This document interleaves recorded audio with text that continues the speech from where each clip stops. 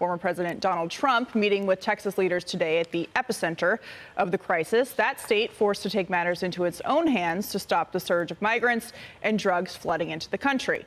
The former president and Governor Abbott going after President Biden during their visit to the border earlier. Take a look. You look at this border, and you look what you see. You see an unfinished border.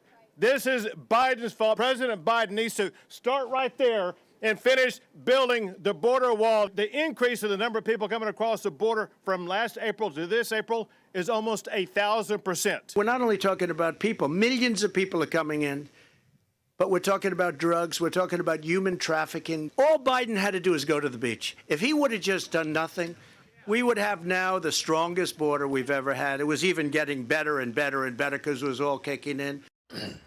And the former president and Governor Abbott are sitting down with Sean Hannity for a town hall tonight at 9 p.m. So, Jesse, Biden actually does happen to go to the beach quite often when he goes to Delaware. Rehoboth. Rehoboth. Right. But one other thing that President Trump said today was that, look, the Biden administration is either incompetent or they are totally fine with what's happening because they aren't trying to stop it.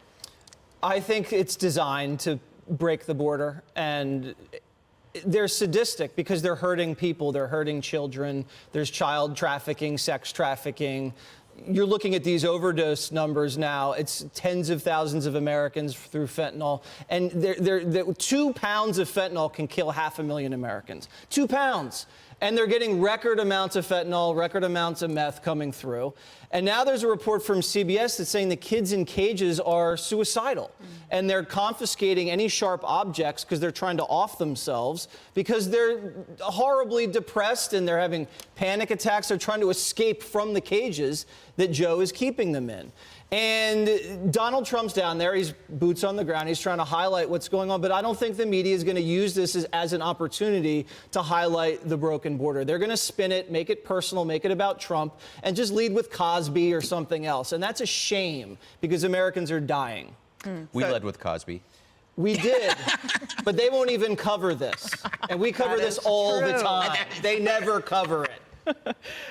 I'm being told that CNN is currently on the border, but you don't so have are to we. fact So check me let's in real talk about time, it. And I meant evening news.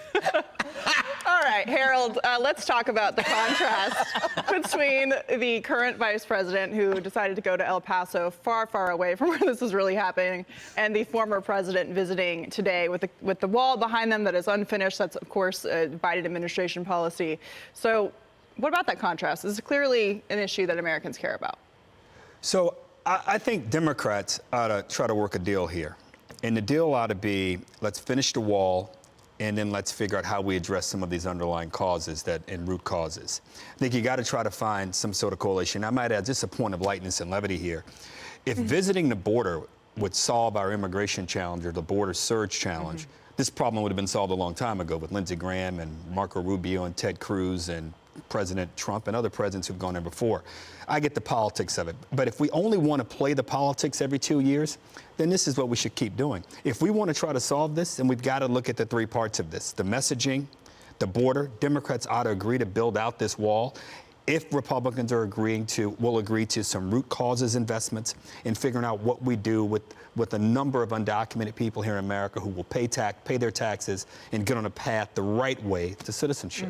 That ought to be the plan. But Dana, isn't that the border czar, the current vice president's job actually is to do all of those 3 things? And instead of seeing it firsthand, she went somewhere and didn't actually get the kind of briefing that President Trump and Governor Abbott gave today. Well, I think it's also going to be very telling if by the end of July, she hasn't presented some sort of policy recommendation to the president that they can support, then I think that you have to say it was a failed mission.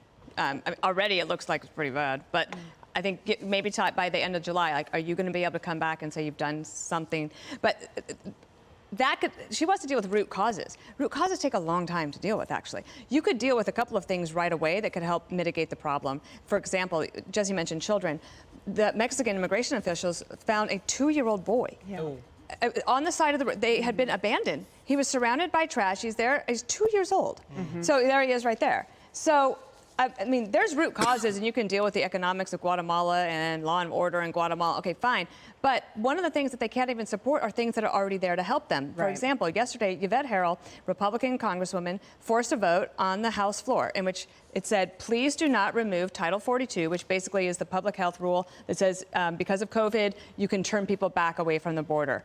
The Biden administration is about to repeal that. Why would you do that? Because it's giving you a tool to help you deal with the actual real emergency. But the Democrats blocked it. Right. So I think that, unfortunately, we're kind of in this vortex. But what the media will cover is the other Trump story. Or they'll split screen it, right? They'll say Trump went to the border and his organization is going to get indicted tomorrow. That's what they'll do. There you That's go, what Jesse. they'll do. Yeah. So, Greg, You're back. Dana's question, why would they continue to make this worse, not to mention offer solutions to make it better? I have a theory, but first, if that 2-year-old was found during the Trump administration, Yeah. that child would be on the cover of every magazine, Correct. including Better Homes and Gardens. And CNN anchors would be shaking with rage. Yes, crying. They would be crying. So to you, why are they making it worse? My theory is EBE, evil by extension. I've talked about this in the past. It's a curse of today's thinking. It's not just X that's evil, it's everything linked to X, right? So the problem with Trump is he's had a lot of really great ideas, but they're evil by extension because they come from him. The wall is a perfect example. Just the thought of it worked. Right? Everybody understood it, but it's evil. Same as the Wuhan lab theory. That was his idea, so it's evil. And so I was thinking, like, why is it that all of the institutions are getting softer? Like you talk about either the border or anywhere. It's because Trump's positions were always the tough position. So stance on the border, very, very tough, no nonsense. Law and order, for example, very tough on crime. CNN suddenly becomes pro-Antifa.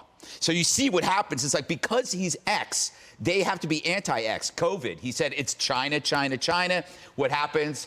Fauci and the media say no, no, no, no, no. So what happens is this is why I think that it is often just a lost cause. Is once it has nothing to do with the issue or the idea. Once you stake out a position in team sport politics, the other side has to take the other side. So even if Trump said I'm for open borders, CNN and the media would be for the wall. Well, maybe that's what he should have done today. He should have Yes. stood in front of the wall and said, this wall is terrible. He should tear it down immediately. Hey, Sean Hannity here. Hey, click here to subscribe to Fox News YouTube page and catch our hottest interviews and most compelling analysis. You will not get it anywhere else.